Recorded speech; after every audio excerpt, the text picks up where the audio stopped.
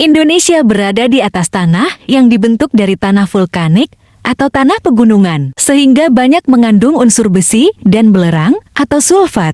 Maka berpotensi terbentuknya senyawa pirit atau besi disulfida. Apabila permukaan air tanah turun, maka senyawa pirit tersebut akan teroksidasi atau bereaksi dengan oksigen yang akhirnya terbentuk senyawa asam sulfat yang menyebabkan tanah menjadi lebih asam atau pH tanah turun. Ini bisa saya buktikan di lahan cabai yang tanahnya lebih kering, pH tanahnya lebih rendah, yaitu 4,2.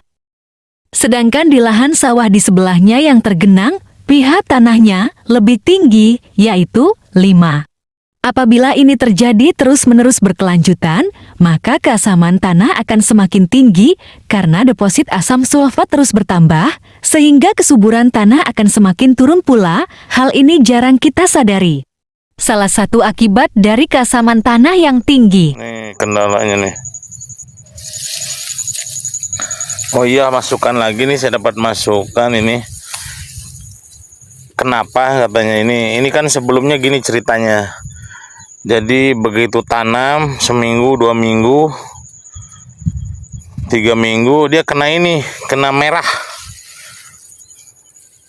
Gitu, awal kena merah nih. Biasanya kan kalau kena merah tuh susah untuk susah untuk tumbuh. Nah, ini alhamdulillah masih tertolong ya, hasilnya seperti ini, jadi begini. Nah, itu kendalanya kenapa katanya? Pas tanam itu dia nggak numbuh bagus, sering kena merah atau apa sih namanya, sundep atau apalah itu bahasanya. Gitu loh. Coba masalahnya apa, permasalahannya apa, dan harus pakai apa gitu loh. Coba dikonsultasikan Bang Didi. Terima kasih. Permukaan air tanah turun bisa disebabkan oleh beberapa hal, yaitu seperti pembuatan saluran air, pembuatan kolam, pembukaan kebun untuk tanaman yang berakar sejati seperti sawit, pembangunan bangunan baru atau gedung-gedung. Itulah beberapa penyebab kenaikan keasaman tanah akibat tanah pirit yang teroksidasi. Berikut penyebab lain kenaikan keasaman tanah yang juga sangat penting untuk saya sampaikan.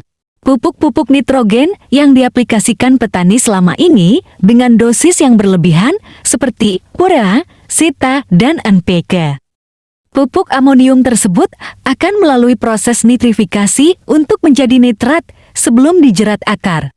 Reaksi kimia membentuk nitrat akan menghasilkan ion hidrogen, di mana ketika nitrat dijerat akar, maka akan menghasilkan kation hidroksid.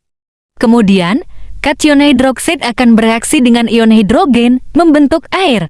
Tetapi, apabila nitrat tidak dijerat akar karena berlebihan, maka jumlah ion hidrogen akan bertambah di dalam tanah. Inilah yang menyebabkan tanah menjadi bertambah asam, karena jumlah ion hidrogen bertambah banyak. Inilah akibat tanah yang terlalu asam, tanaman susah tumbuh normal dan mudah terserang penyakit, serta boros pupuk kimia karena banyak yang terbuang karena tidak terjerat akar. Dengan aplikasi Pucah Madu yang dilengkapi dengan bakteri pelarut sulfat, maka pH tanah akan menjadi normal atau pH tanah mendekati angka 7.